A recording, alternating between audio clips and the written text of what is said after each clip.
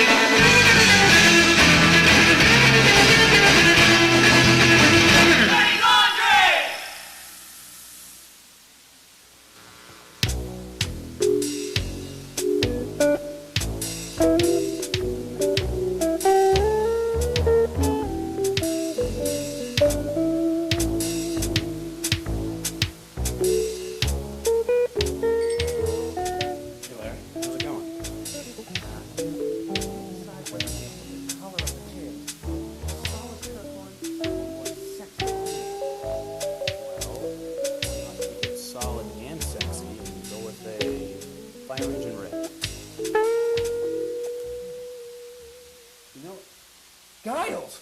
It's good to see you. How was the trip? Fantastic. I can't believe I didn't think of sailing the world sooner. You know, I was willing to bet that you were never coming back. Oh, I take an extended vacation, you're already writing me off your Christmas list. Well, not quite, but you have been gone 3 months. Cedar Falls must seem pretty small to you now. Cedar Falls always seemed small. And now with less people in it, I think there's just enough room for me and my ambitions. I trust you don't mean Blanche. Oh, please. The last thing I want to talk about is her. These past few months have been rhinestone-free, and I like the way that feels. She's finally out of my life, once and for all. No, you shouldn't just write her off as if she's dead. Well, she's pretty damn close, isn't she? Tell me she's still in a coma. I don't feel like coming down from my vacation high yet. I'll dismiss that as a personal animosity between you and your former employer. Wow, Larry, you sure have changed over these past few months. I was sure to get some zinger and to set you off on some wild tangent about gun control and the endless plight of world suffering. Well, there have been a lot of changes around here, Giles. However, Blanche is still in a coma, unfortunately. And although I think the issue of gun control is a volatile and necessary topic, I've come to the realization that I have no longer any sway over the opinions of others. And how much therapy did it cost you to spew out that garbage without wincing? And the point of your being here is? Well, I figured I'd catch up on the current events, and I knew you could help me out. Well, like I said, There's been some changes since the incident at the inaugural ball. A lot of changes.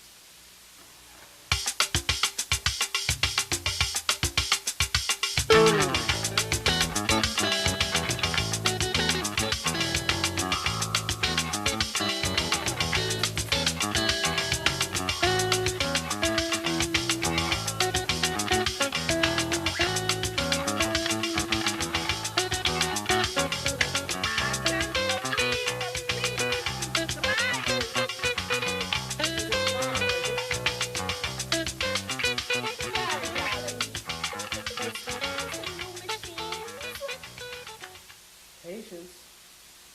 Cassandra, I can only do so much at one time. These machines stay while we're renovating the walls.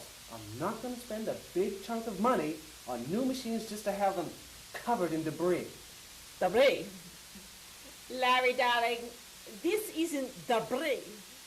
This is health hazard. The walls in the back room are filled with asbestos. No normal, sane person can live back there. That's why I'm having the walls gutted. That's why I'm putting you up in a hotel. Cassandra, we've been through this. I cannot work under these conditions. My order needs clean air to function.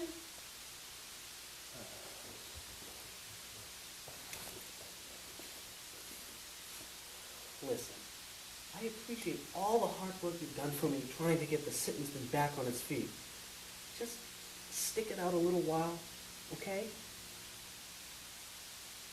Aww. How can I stay mad at you? Oh.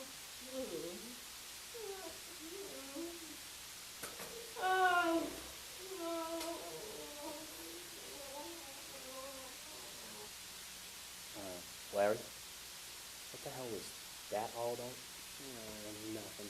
She's just having one of her bad psychic energy days. They flare up from time to time, but she's normally a good worker. Good worker. Is she working for you here? Yeah.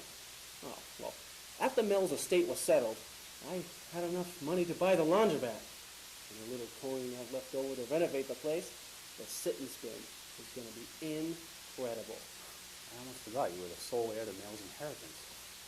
Must have had a pretty good son stashed away. Well, he had enough to sit around here all day in his robe. Well, I really should be grateful to the guy. If he's looking down on me in that great big cedar closet in the sky, I hope he approves of what I'm doing with his fortune. It's really quiet around here. How is everybody? Oh, what's good old Malcolm up to these days? He's a bit preoccupied with his latest venture. Oh, do pray tell. The good man got himself into this time. Horse manure. How does the delivery of horse manure cost $3,000?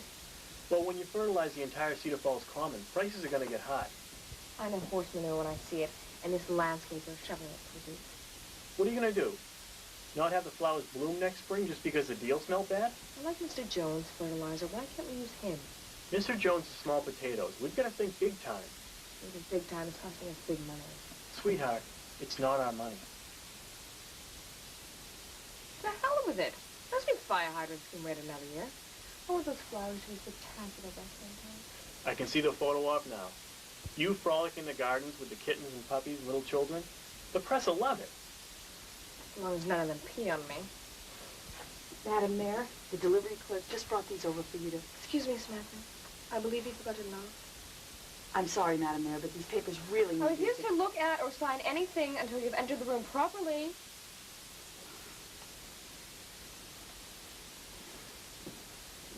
You're in bed?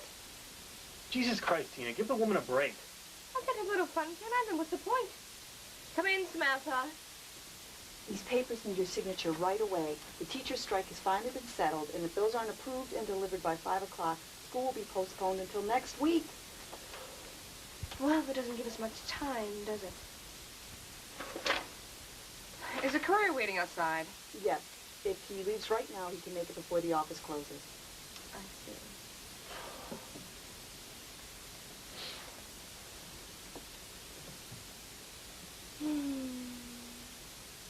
Oh, what the hell? It's gonna be a long weekend. Tina, I don't think City Hall's gonna like this. Tough, I'm mayor. If they don't like it, they can write another law. I'll tell the courier to come back tomorrow. Tina, this power trip of yours has to stop if you intend on remaining mayor. There's nothing that anyone can do until next election. And that's 2 years away. I intend to do whatever I want for this year. But next year, I'll resume the pinnacle of martyrdom for the voting frenzy. You really can't do this one, Martha. Well, I must admit, finding that clause in the bylaws of Cedar Falls wasn't easy. But fortunately for me, I have the right people doing my homework. What were the Cedar Falls forefathers thinking when they made that law? Seems got careless. Fortunately, I, as his wife, got to assume the mayorship. Ugh, I could still see that creepy Mayor Newell at the special hearing. As if he could ever get back into office. Well, like I said, a lot of Cedar Falls laws don't make a lot of sense. We should really check carefully all the remaining laws to make sure we don't get surprised again. Tim can't get back into the office if he gets out, can he? Don't worry about Tim. He's not going anywhere. Let me out of this room! I demand to know why this door is locked! Why, Mr. Timpson, you seem a bit high-strung. Is everything all right? I demand to speak to your superiors. I want to know why this door is locked. Now, we know why the door is locked, don't we, Mr. Timpson? The door is locked for your protection. Now, I've told you this. Well, I mean, a person in my position should have a certain level of protection, I suppose, but I mean, I'd not like people to come into the room, but I most certainly would like to be able to get out of the room if my pleasure. Well, now, we know that that's not going to happen. Now, Mr. Timpson, why don't you wear the clothes we've laid out for you? Your suit is going to get all wrinkled if you don't take it off. We can have it clean for you if you like. No. My goodness. What did you say your name was again? Malvis. Malvis. Dr. Malvis. Well, Dr. Malvis, I have a very, very important meeting tonight. The city council meets on Thursdays, and I have to get there tonight because I promised the city that I would paint all of the town's stop signs blue instead of their usual shade of red. Now, as a mayor, I have an obligation to get to this meeting. Do you understand me? Of course I understand, Mr. Timpson. However, you may have made a little mistake here. The city council doesn't meet this week. Perhaps you've got your dates mixed. Mixed? What are you talking about, mixed? How dare you speak to me this way? I am the mayor of this city, and I have an obligation because I was voted as the representative of this town and all facets of government in Cedar Falls. Mr. Timpson, why don't you take one of these and lie down? Now, you see, you've gotten yourself all worked up, and that's not doing any of us any good.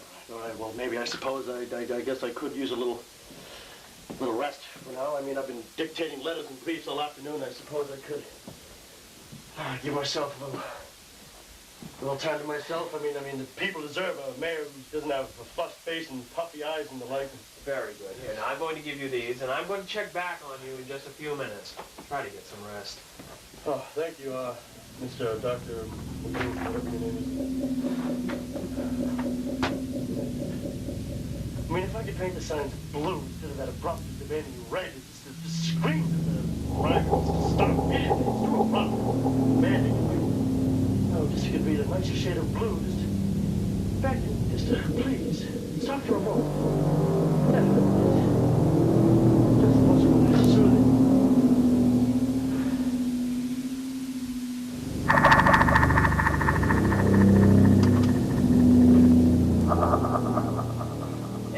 Thursday evening, Mr. Timpson gets himself in a panic about attending the city council meeting. He usually gets himself so worked up that he'll be out from now until the rest of the night.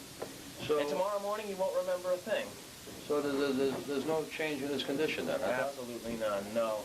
Mr. Timpson has slipped deep into his subconscious, stuck, as it were, as a character. He actually believes that he's the mayor of Cedar Falls. I have never seen a case like it. It's almost as if he has no other identity to cling to. What does that do for the case? It's been 3 months. Is there a statute of limitations? No, not yet. Mr. Timpson has been clearly identified as the murderer of your brother. We have the murder weapon with his fingerprints on it, and his little scene at the inaugural ball just solidifies the case. I'm not too sure about that, Detective. I think the intensity of that situation just pushed him farther over the edge. And in my opinion, it's way too early now to make a diagnosis as to what Mr. Timpson believes is reality and what he's actually constructed in his mind to be the truth. Great. You're trying to tell me that maybe this loony will go free? No. Mr. Timpson is a murderer, and he's going to be put away for a very long time. I'll stake my reputation on it. Swell. Detective Badesco, as you know, I have always been very cooperative with the police on these type of cases, but I must insist that this constant hounding of my patient come to a stop. All I am asking you is that you let me do my job. Doctor, he's faking it. This man is a lot of things, Detective, but he is not a fake. I will stake my professional reputation on it. I was classically trained in Vienna. Austria? No, Missouri, but I know what I'm talking about. Now, good day.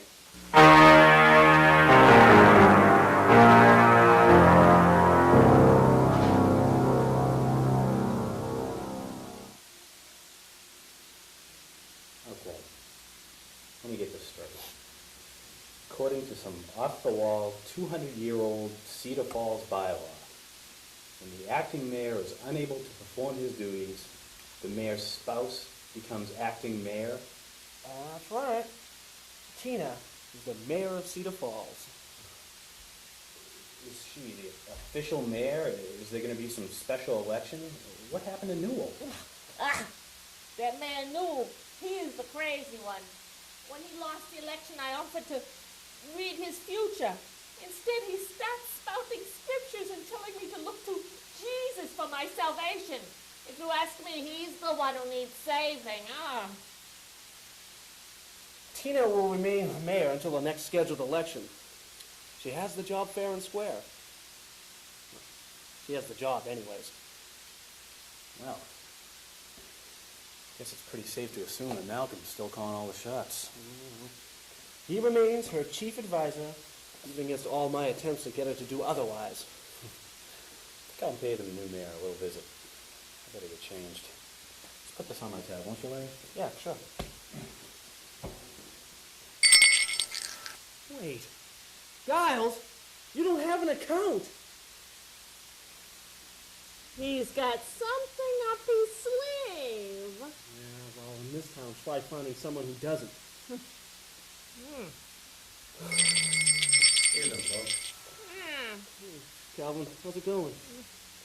I wish it was something good, but we're still fighting with that head doctor over at the hospital. No improvement on Tim, huh? Seems like it's getting worse. I was over there a little while ago with Badesco, and our friend Timpson was in his room yelling about some city council meeting he was supposed to go to. Still working on that stop sign proposal, huh? You know, I'm never going to find closure for Mel's death. It's just... But they finally got the right guy. Doesn't that help? I won't be happy till that guy is crackling like bacon in the electric chair. Fortunately, Badesco feels the same way. You know, I'm really glad that you two are finally on the same side. I couldn't believe that Badesco thought you were involved in my mugging last spring. I almost went to jail about that. What kind of jerk walks around with somebody else's blood on his jacket? Must be some kind of fad or something. Fortunately, Larry was simply a victim of another senseless and violent mugging. Yeah, I guess I should consider myself lucky that he just decided to beat me to a pulp before he took anything. Apparently someone spooked him before he got away with it. It turned out to be a blessing. I don't know about that. My short-term memory isn't what it used to be, and the blackouts still happen now and then. And my short-term memory sure ain't what it used to be. Well, anyway, Badesco thinks that all is not on the up and up. He thinks Timpson is faking it. Tim? He can't be. Tim's always been a straightforward guy. Straightforward. He kills my brother, then he sets his wife up to take the fall. At this point, I wouldn't put anything past that guy. Well, what does Badesco intend to do? Well, Badesco thinks the missus is in on it. Tina? No way. All right, Tim maybe, but not Tina. Well, it's just a hunch, but from now on, the Madam Mayor will be pretty closely watched. And come next spring, this entire Common shall be filled with the area's best flower gardens. And to welcome this occasion, we shall begin our first annual Cedar Falls Springtime in Bloom Parade. Mayor Timpson, will this cost the taxpayers any additional money? No, of course not. This will be my gift to the town. The word around town hall is that this flower and bloom parade and garden is being funded by money previously earmarked for the town's new fire hydrants. What will happen to these new hydrants, Mayor Timpson? Well, those fire hydrants aren't broken, are they? I mean, how much water could it possibly take to put out a silly little fire? Mayor Timpson's always wanted to make light of the situation. What she meant to say was that the fire hydrant project will go on as planned. No money will be taken from that account. It's just that we're having a little difficulty choosing the right kind of hydrant. It's a long and involved process. You laymen couldn't begin to understand. Still, the taxpayers of this town are wondering, where will the money be taken from? I have agreed to fully back this endeavor financially. Yes, Mr. Xavier Giles has always been a staunch believer in furthering the town of Cedar Falls as a cultural mecca in this area. This flower project is the first step in attaining that goal. Therefore, in order to keep the taxes low while improving our outer beauty, this project has attracted several donators, private and philanthropists, such as Mr. Giles here, to absorb additional costs. Mr. Abacus has compiled a full report of this project and shall have them prepared to be distributed to you, the press, tomorrow morning, early. So, therefore, I please ask that you hold your questions about this project until then, and good day to you all. Thank you so much for coming.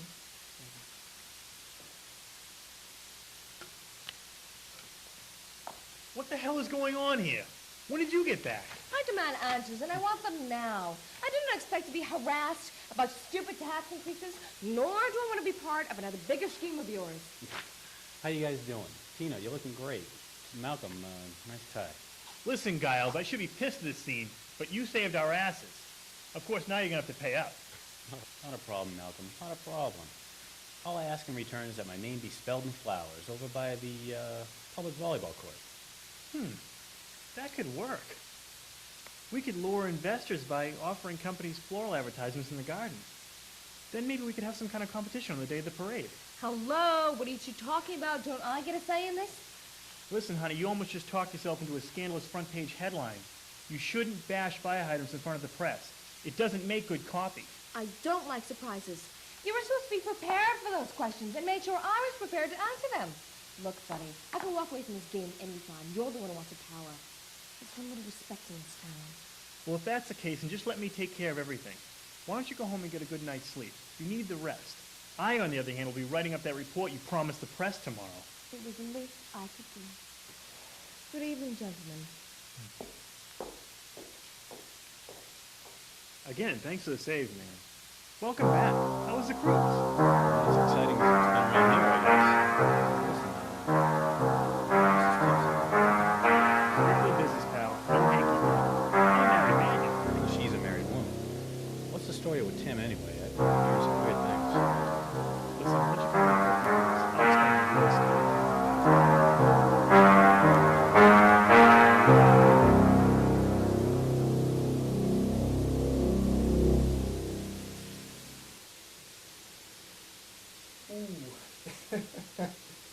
Sloppy business, gentlemen.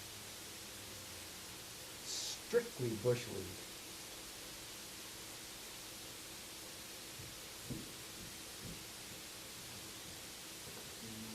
Hey, bud, you know that podium mic is still on out there? Oh, jeez, Jim. Thanks.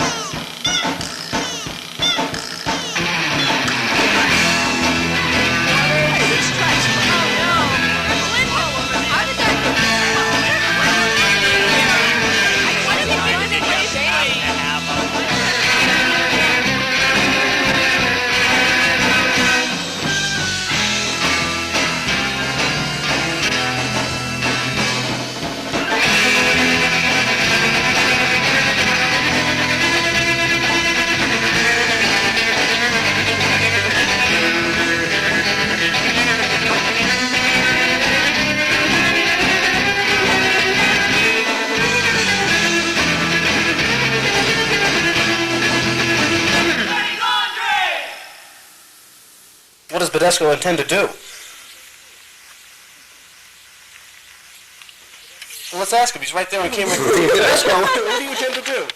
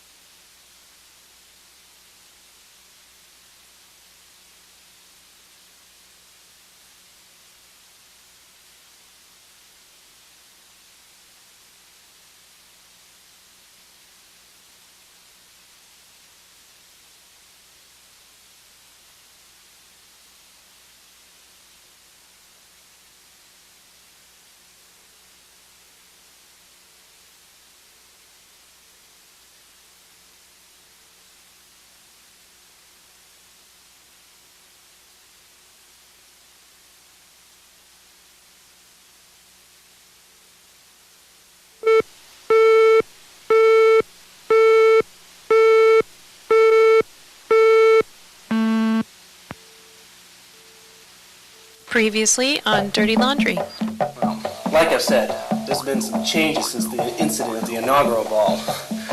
A lot of changes. This isn't debris. This is health hazard. After Mel's estate was settled, I had enough money to buy the laundromat.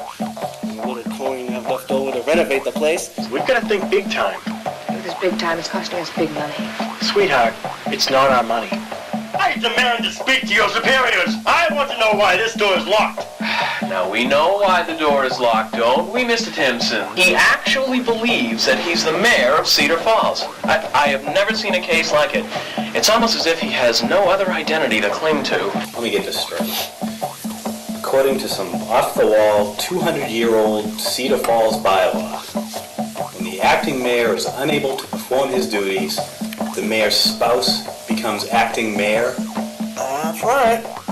Tina is the mayor.